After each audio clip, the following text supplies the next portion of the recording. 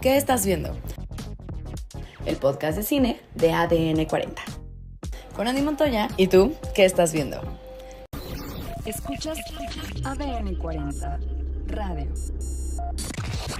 ADN 40 Radio. Siempre conmigo. Well, thank you so much for your time and for this movie, Josh.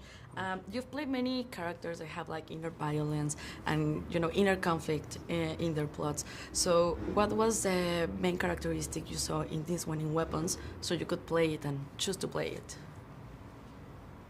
I think the fact that he has that you see him in the beginning as being disconnected with his son and being very hard with his son. And then ultimately, once his son is taken away, it breaks him once he can't control the return of his son, once he's past the blaming of everybody else for it. It's nice to see a trajectory of a man like that who's stuck in this idea of himself be broken and turn it into like a real gratitude for what he has. Julia, your characters often have these high stress situations and they have to resolve. So is there anything you prepare yourself for, a role in a movie, in a horror movie? Yeah, I mean, in a horror movie, no, I don't see it any differently than preparing for any other movie, but kind of, what's important to that character and how does it feel if that character loses something. So the stakes are naturally going to get higher in that way. Zach's, kind of horror films are like psychological and even social. So is there anything that, touched you about all the themes that the movie has? I don't know if this is a theme. It's more like a feeling. Like there's such a deep emotional quality to each of these characters and how lonely they are. Like when we were shooting, almost looking at the schedule, it was interesting to just see how many days, how many scenes you were following a character who was alone. It's not really that common. And so the way in which these people are struggling to deal with what's going on inside of them and doing it really on their own is really sad. I mean, just talking with Zach, all that, there's the gun and the dream and the gun above the house and what that means and what it symbolizes and then you have your own idea of it, and then people who watch it have their own interpretation of it. If it has a social impact, I mean, to me, on the most simplistic scale, as you go, don't take advantage of what you have. Be aware and be open to what surrounds you, because you may lose it at any second.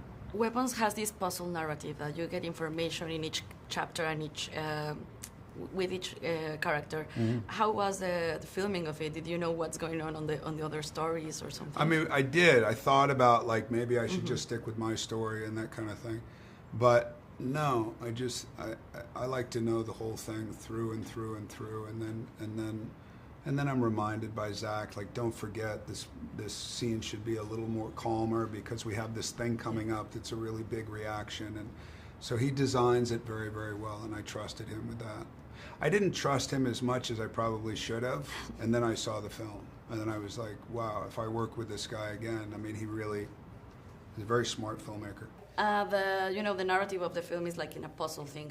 How was the filming? Did you know what's going on the other stories, or only your story?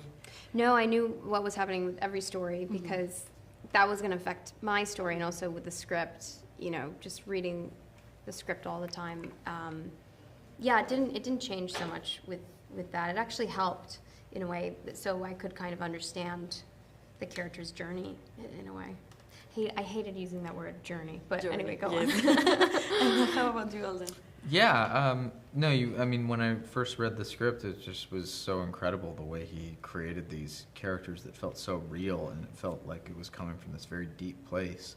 And then you're only in your part, so I really focused on that, yeah. And last, I feel that modern horror is like having more complexity and more depth in their stories. Yeah. I don't know if you feel the same about the stories that are presented now in horror movies. Oh yeah, I think probably 80% of the most interesting filmmakers now have started in horror or some version of horror, and I don't know that's ever been the case in the past, but for whatever reason, that's a place where people are exploring really interesting filmmaking and really interesting themes. Yeah. Is there anything?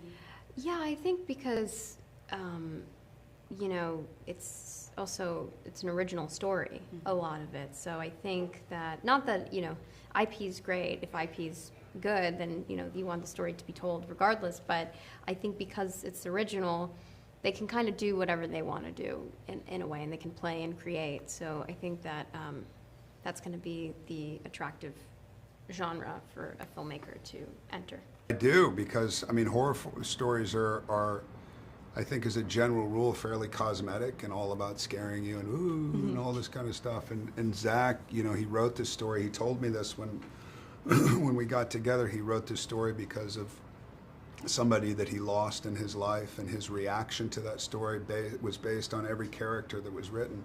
So there was anger, sadness, you know, resentment, anger, all that stuff, and each character represents a different emotion of what he was going through in that grief.